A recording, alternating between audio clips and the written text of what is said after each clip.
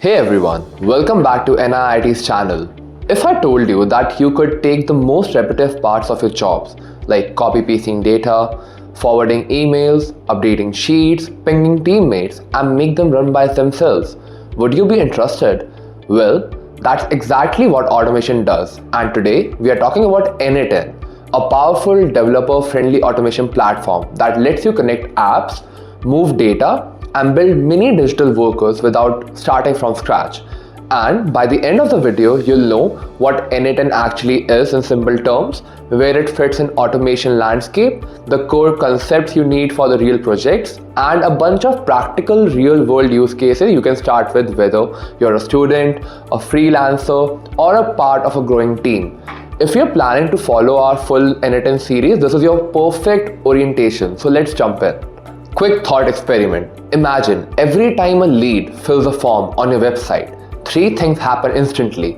Your CRM updates, a follow-up email goes out in their language, and your sales Slack channel gets a nicely formatted summary. No tab switching, no manual errors, no I'll do it later. That kind of flow is a basic n8n workflow.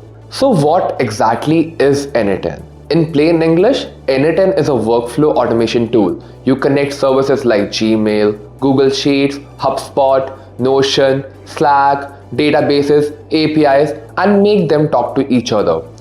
It uses nodes connected by lines, and each node does a step: trigger, fetch, transform, send, store, and notify.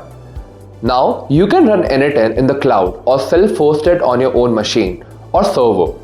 That's great for teams who care about data control, compliance, or cost. It's friendly if you're non-technical, but it also lets developer add custom logic with JavaScript function nodes and call any REST API. So you're never stuck waiting for a native integration. In short, n8n is flexible enough for power users and approachable enough for motivated beginners. So how is this different from Zapier, Make, or writing scripts? Good question.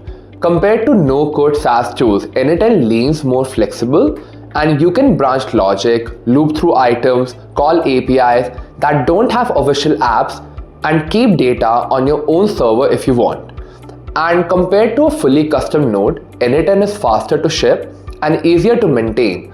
So instead of rewriting the plumbing for every project, you drag and drop nodes, add small bits of code only where you need them, and get visual logs of every run.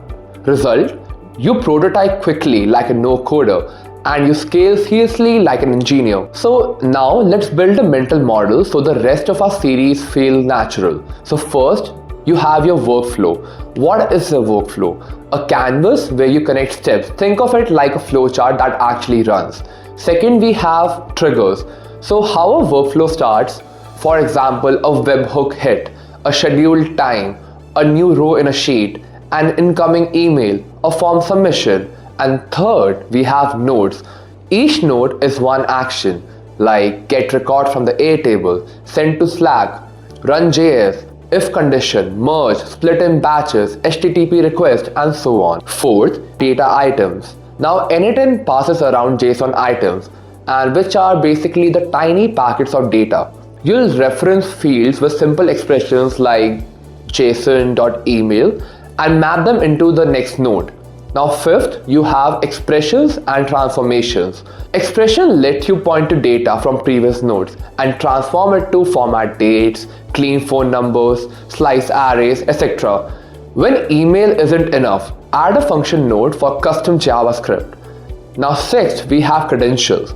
Securely store API keys and logins, and after you connect once, you can reuse that safely. And last but not the least, we have execution and logs. So every run is an execution. You can open it, see exactly what each node received and sent, and replay failures after fixing something. And once you have got all these 7 concepts, everything else is just patterns. So now let's get practical with real-world scenarios that shows n8n's range. And I'll group them so that you can spot what's most relevant to you. So the first group is sales and marketing. And in this we can include lead capture to CRM, social listing and alerts, newsletter ops. And now the second is education and training. And in this, you can include admission funnels, LMS sync, and assignment intake. And the third group that I wanted to discuss is HR and internal operations. And in this, you can include onboarding HR form, leave approvals, and asset tracking. Now, our fourth is support and success. And in this, you can include ticket triage, SLA watcher.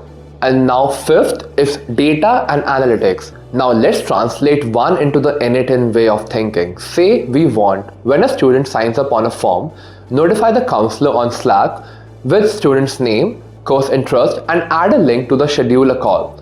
So here, our trigger is webhook node or a new row in Google Sheets node. Validation is if node that only continues if emails look valid. Enrichment is HTTP request node to enrich data. Our message is the Slack node, which includes map name, email, course into a neat message. Our fifth is the log, which is basically a add to a sign up database or sheet. And our follow-up is if course is equal to data science, you can tag them and create a follow-up task for the data science counselor. And the fun fact is, you can create and build all of this in under 10 minutes once you know where all of the nodes are. So now I want to discuss a few ideas with you that will save you hours later. First is branching and conditions. So you can use if and switch nodes to handle different paths. For example, high value leads to get to a different route. Our second is loop and batches. So when a node returns many items, you split in batches to process safely without hitting the API limit. Our third is merging the data. So you can combine result from two sources with a merge node. Our fourth is error handling. So you can wrap sensitive parts and try and catch patterns. And on failure, you can send yourself a Slack alert with the error message and relevant data. Now fifth is idempotency. So you can add checks to avoid duplicates. For example, skip creating a CRM record if email already exists. So you can do all of that. Our sixth is the rate limit and retries. So which means that you respect the API limits, add small delays or queues if needed. Our seventh is secrets hygiene, which means that you keep your API keys in n8n credentials, not hard-coded in expressions. And our eighth is observability. So turn on execution logging, keep an eye on failures, add a weekly summary of top errors to Slack so you can improve steadily. These aren't just theory. They are the habits that turn a cool demo into a dependable system. So now you've got two main ways to run n8n. So first is cloud. And cloud is usually quick to start and you have no servers to maintain, great for learning prototypes and many production use cases. And our second option is self-host. So you can run it on your own machine, a VPS, and it's good when you need extra control, custom integrations, or tighter data governance. And if you self-host, a common stack is Docker plus Postgres for reliability with environmental variables for credentials and URLs. For larger teams, consider queue, worker mode, so heavy workflows don't block others. And don't worry, we have already made a video on how you can self-host n8n on your own system, so you can just go over and watch that. If you still find it complicated, we'll cover all of this in the series that we are about to introduce. So how n8n scales with you? So start small, move a CSV from email to a sheet, then chain more steps. And over time, two things happen. You standardize processes, like everyone follows the same automated steps. And second, you unlock compound value. So now the data is cleaner, the context is shared, and your team reacts faster because n8n lets you add small bits of code where needed, and you won't hit a hard ceiling. That little CRM flow can grow into a serious revenue pipeline with scoring, AI triage, dashboards, and escalations. Let me share a quick checklist we'll keep returning to in this series. So first, name everything clearly: nodes, credentials, workflows, and future you will say thanks. Second, comment your logic. Use nodes for why and not just what. Third, keep small, reusable workflows. Don't make one monster flow, compose multiple and call them when needed. And fourth is use tags and versions, so you can export JSON backups, put them in Git if you're collaborating. And fifth is test with sample data, especially webhooks. And now we also have guardrails, which is basically the if checks, inputancy keys, and alerting on failures. And last but not the least, we have a documentation, which is a simple Notion page with what this workload does plus who to contact saves hours. Now to wrap up, n8n matters because it turns your processes into living and reliable systems.